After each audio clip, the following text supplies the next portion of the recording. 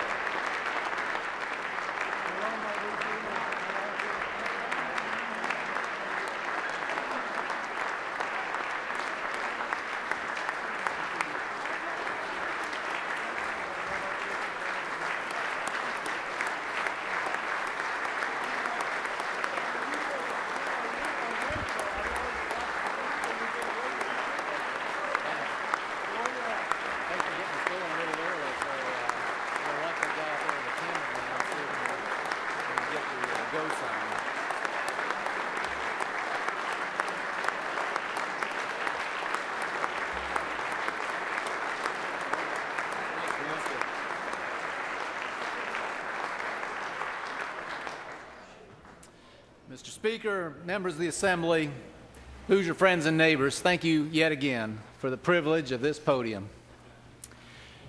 For most of us, one of the strongest memories of our youth is that great school teacher, that magical man or woman who somehow reached us and stretched us and in the process left indelible recollections.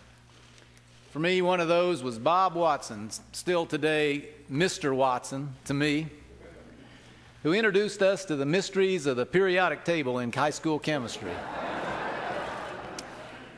In addition to mixing potions that suddenly turn purple and terrifying pop quizzes, Mr. Watson was famous for his aphorisms, little sayings so often repeated that his students still smile and recite them to each other decades later. And the most frequently applied of all Watson's wisdoms was, "Good things come to those who wait. Patience is the essence of life." Patience does not come easily to a teenager, or to adults for that matter. At the grocery store, the airport scanner, or the BMV, none of us likes to wait. Like all Americans, Hoosiers are waiting tonight for a national economic recovery. Far too many are without work, and even worse than their number is how long many have been waiting. Waiting for that next job, waiting for the basic human fulfillment of knowing you are standing on your own feet, providing for yourself and your family. The deep frustration of unemployed Hoosiers is shared by those of us charged with public duties in these times.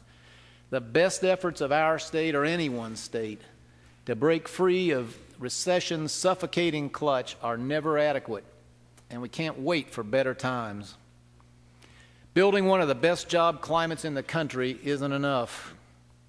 Breaking the all-time record for new job commitments isn't enough. Adding new jobs at twice the national average isn't enough. We did all those things in 2010, but it couldn't offset the terrible drag of a national economic ebb tide that continues to leave too many boats stuck in the muck. We Hoosiers don't like to wait when we can act. If we cannot overcome a nationwide job hemorrhage, we can fight back better than others. Again in 2010, we broke all records for road building and bridge building for the 4th year in a row, put thousands to work doing so.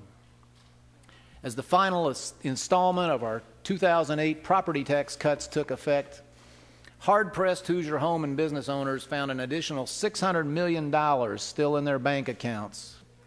Tonight, because of our action, Indiana's property taxes are the lowest anywhere in America.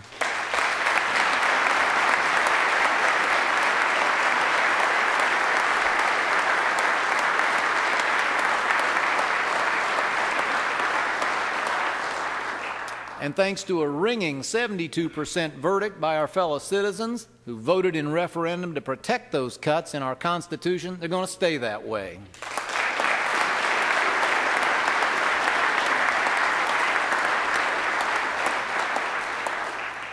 And in the clearest example of Hoosier resolve, we handled a $2 billion drop in state revenues as any family would, as any small business would. We decided what is most important, separated the must-dos from the nice-to-dos, and matched spending to income. Across the country, state spending, despite the recession, is still up sharply the last 6 years. But here, it is virtually flat, 1/3 the rate of inflation. Elsewhere, state government payrolls have grown, but here, we have the nation's fewest state employees per capita, fewer than we did in 1978. During this terrible recession, at least 35 states raised taxes, but Indiana cut them. Since '04, the other 49 states added to their debt by 40%. We paid ours down by 40%. Many states exhausted any reserves they may have had and plunged into the red, but our savings account remains strong and our credit AAA. What we did in 2008 and 2009 and 2010, we will do again this year. We will take the actions necessary to limit state spending to the funds available. We will protect struggling taxpayers against the additional burden of higher taxes. We will continue improving our jobs climate by holding the line on taxes as our competitors take the easy way and let theirs rise. We say tonight, whatever course others may choose, here in Indiana, we live within our means, we put the private sector ahead of government, the taxpayer ahead of everyone, and we will stay in the black whatever it takes.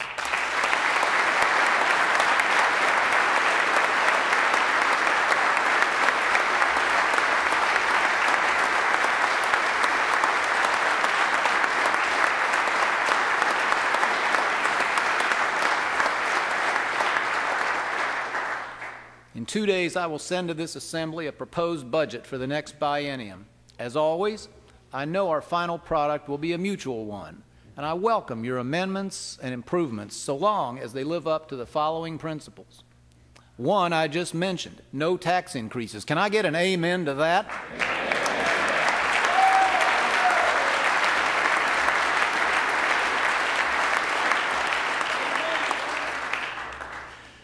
Two, we must stay in the black at all times, with positive reserves at a prudent level throughout the time period. Three, the budget must come into structural balance, meaning that no later than its second year, annual revenues must exceed annual spending with no need for any use of our savings account. Four, no gimmicks. We put an end to practices like raiding teacher pension funds and shifting state deficits to our schools and universities by making them wait until the state had the cash to pay them. That's a form of waiting we should never impose again. And to hasten the return of an even stronger fiscal position, I again ask you to vote for lasting spending discipline by enacting an automatic taxpayer refund. When the day comes again when state reserves exceed 10% of annual needs, it will be time to stop collecting taxes and leave them with the people they belong to. Remember what the Hoosier philosopher said, it's tainted money. Tain't yours and tain't mine.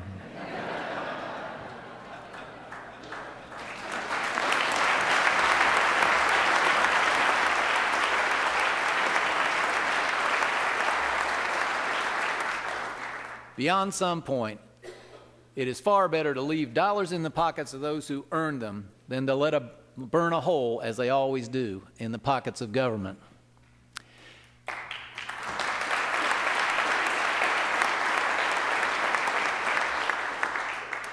Doing the people's business while living within the people's means is our fundamental duty in public service.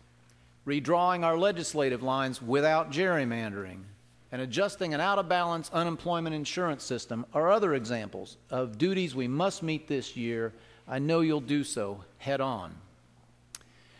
So we had a little election last November. It changed a few things, like the seating arrangement in this chamber. One thing it didn't change at all, our common duty to take every action possible to make this a better state, a more progressive state, a standout and special and distinctive state. That election, like all elections, was not a victory for one side. It was an instruction to us all. It was not an endorsement of a political party. It was an assignment to everyone present.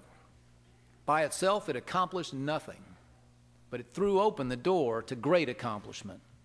And starting tonight, we must step through that door together. One opportunity lies in reform of our criminal justice system.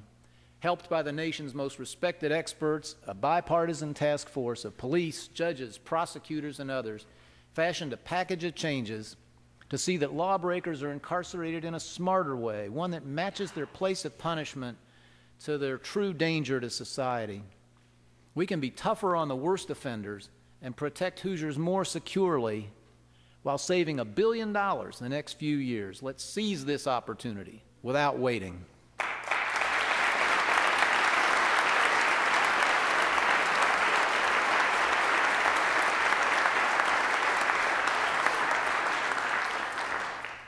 Two years ago, the bipartisan commission, led by two of Indiana's most admired leaders, presented to us a blueprint to bring Indiana local government out of the pioneer days in which it was created and into the modern age. Of their 27 proposals, 7 have been enacted in some form.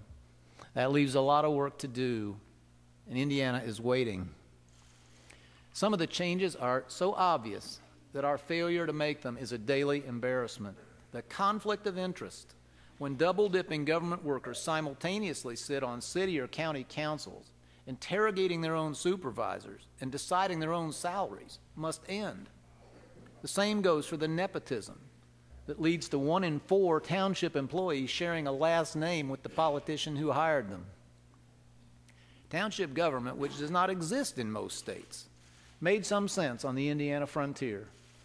Many township lines were laid out to accommodate the round-trip distance a horse could travel in a day.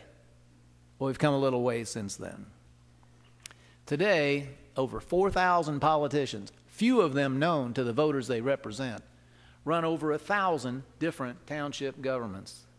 They are sitting on hundreds of millions of dollars in reserves. Some have 8 years of spending needs stashed in the bank, yet they keep collecting taxes.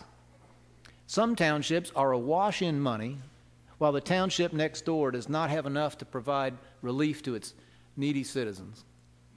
Adjacent townships each buy expensive new fire trucks when one would suffice to cover them both. Those serving in township government are good people and well motivated. We thank them for their service. Our problem lies not with those holding all these offices, but with the antique system that keeps them there. I support the clear and simple recommendation of the Kernan-Shepherd Commission that we remove this venerable but obsolete layer of government and assign what little remains of its duty to elected city and county officials. Likewise,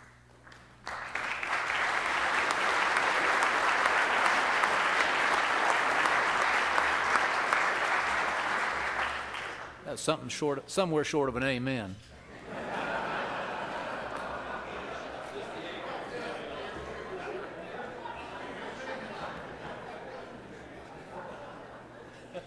Likewise, our strange arrangement of a three-headed county executive should change.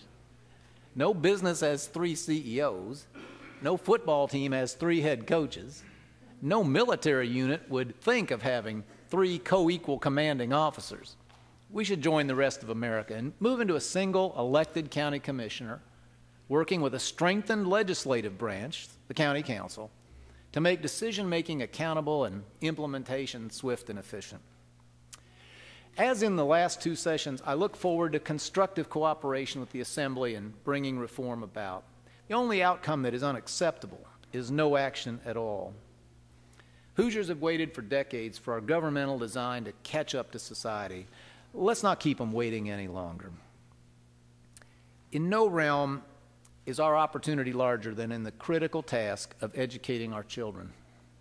The need for major improvement and the chance for achieving it is so enormous tonight that opportunity rises to the level of duty. Advocates of change in education are accustomed to being misrepresented. If you challenge the fact that 42 cents of the education dollar are somehow spent outside the classroom, you must not respect school boards. If you wonder why doubling spending didn't produce any gains in student achievement, you must be criticizing teachers. If your heart breaks at the parade of young lives permanently handicapped by a school experience that leaves them unprepared for the world of work, well, you must be anti-public schools. So let's start by affirming once again that our call for major change in our system of education, like that of President Obama, his education secretary, so many others, is rooted in a love for our schools, for those who run them and those who teach in them. But it is rooted most deeply in a love for the children whose very lives and futures depend on the quality of learning they either do or do not acquire while in our schools. Nothing matters more than that. Nothing compares to that.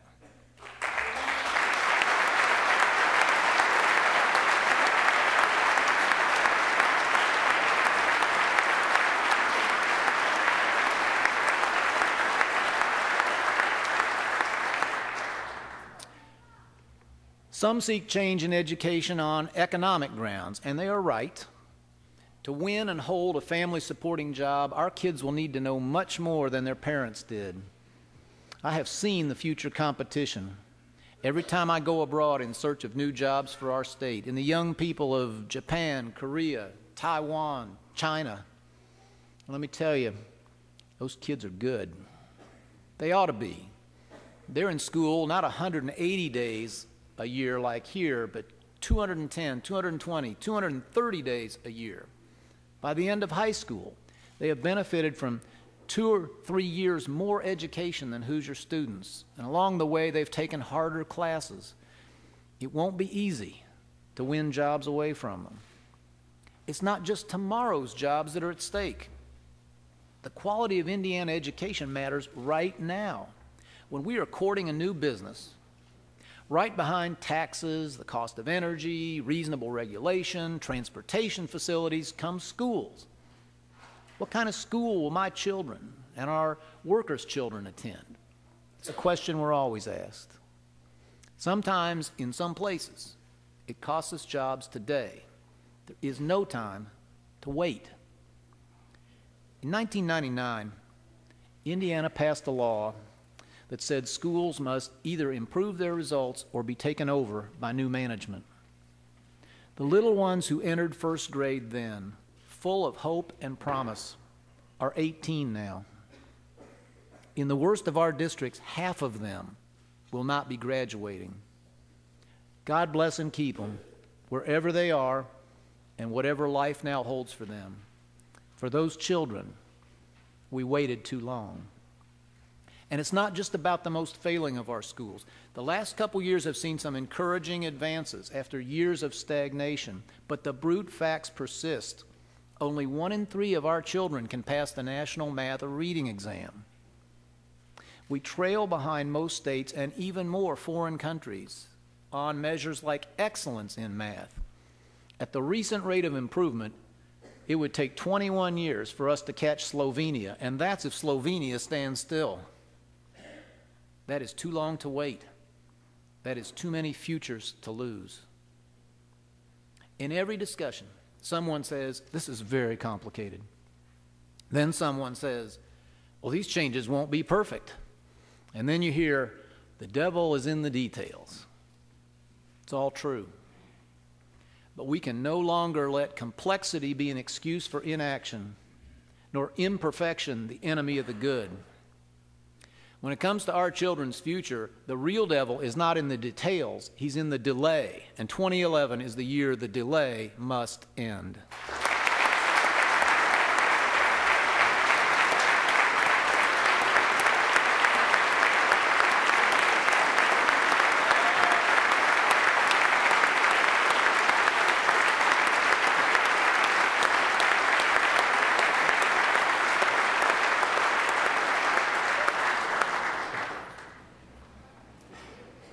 We know what works. It starts with teacher quality. Teacher quality has been found to be 20 times more important than any other factor, including poverty, in determining which kids succeed. Class size, by comparison, is virtually meaningless. Put a great teacher in front of a large class, and you can expect good results. Put a poor teacher in front of a small class, do not expect the kids to learn. In those Asian countries I mentioned, classrooms of 35 students are common, and they're beating our socks off. We won't have done our duty here until every single Indiana youngster has a good teacher every single year. Today, 99% of Indiana teachers are rated effective. If that were true, 99%, not 1/3, of our students would be passing those national tests. Today's teachers make more money not because their students learn more, but just by living longer and putting another certificate on the wall. Their jobs are protected not by any record of great teaching, but simply by seniority. We have seen teachers of the year laid off just because they weren't old enough. This must change. We have waited long enough. Teachers should have tenure, but they should earn it by proving their ability to help kids learn. Our best teachers should be paid more, much more, and ineffective teachers should be helped to improve or asked to move. Today, the outstanding teacher, the Mr. Watson, whose kids are pushed and led to do their best, is treated no better than the worst teacher in the school. That is wrong. For the sake of fairness and the sake of our children, it simply has to end. We have waited long enough.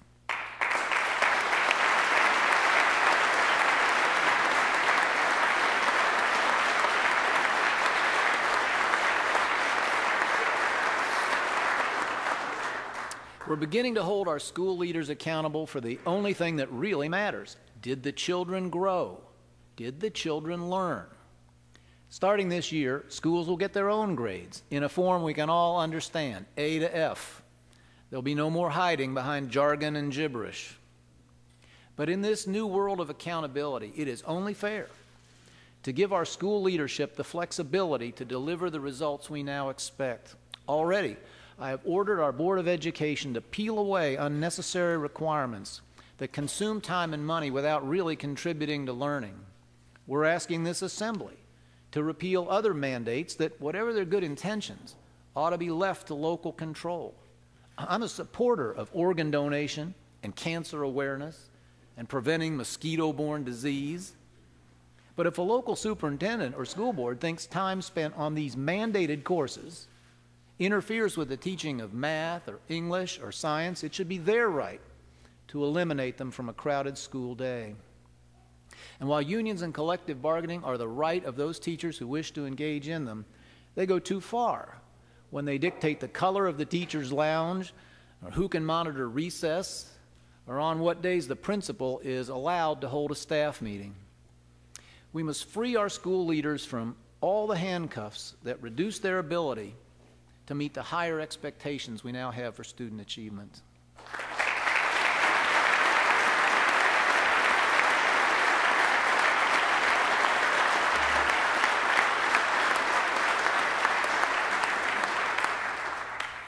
Lastly, we must begin to honor the parents of Indiana.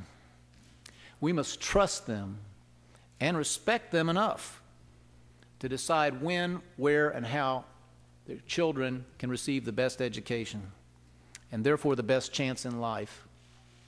Visiting with high school seniors, I discovered one new option we should be offering. A significant fraction of our students complete or could complete their graduation requirements in well under 12 years.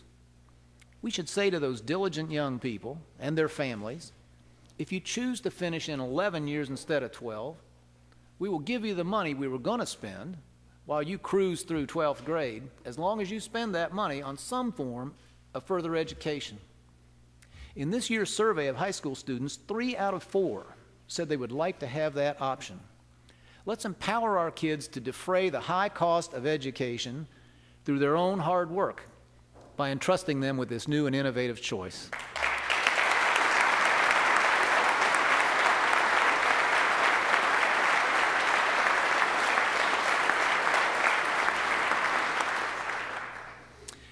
Another new kind of choice has come to Indiana parents the last couple years as a byproduct of our property tax reductions.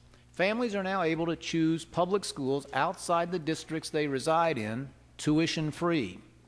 Schools have begun advertising campaigns touting their graduation rates and higher test scores. This competition is a highly positive development, as long as it is fair. I ask you to protect our families against any possibility of discrimination by requiring that any school with more applicants than room fill it through a lottery or other blind selection process. Indiana has lagged sadly behind other states in providing the option of charter schools. We must have more of them, and they must no longer be unjustly penalized. They should receive their funding exactly when other public schools do. If they need space and the local district owns vacant buildings it has no prospect of using, they should turn them over. Widening parents' options in these ways will enable the vast majority of children to attend the school of their choice. But one more step is necessary. For families who cannot find the right traditional public school or the right charter public school for their child and are not wealthy enough to move near one, justice requires that we help. We should let these families apply dollars that the state spends on their child to the non-government school of their choice.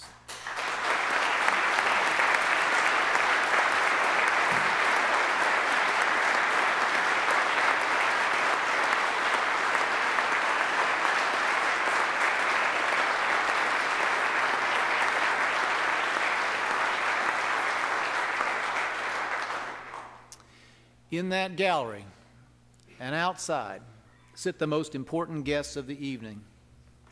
They are children and parents of children who are waiting for a spot in a charter or private school. They believe their futures will be brighter if they can make that choice.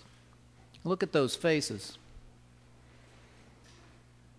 Will you be the one to tell the parents, tough luck? Are you prepared to say to them, we know better than you do? We won't tell you where to buy your groceries or get your tires rotated, but we will tell you, no matter what you think, your child will attend that school and only that school. We have the money to send our children where we think best, but if you don't, well, too bad for you.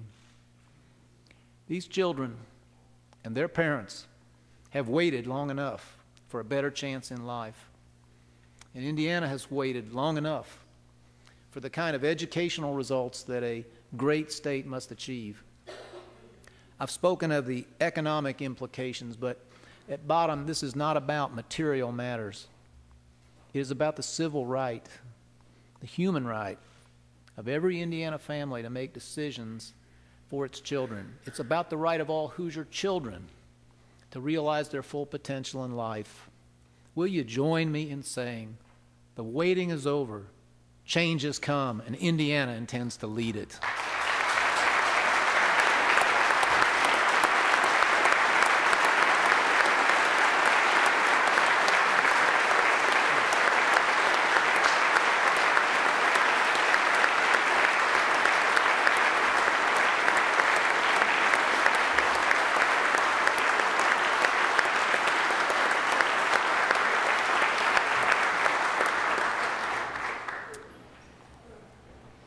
For us sports fans, recent times have brought a frustrating string of almosts.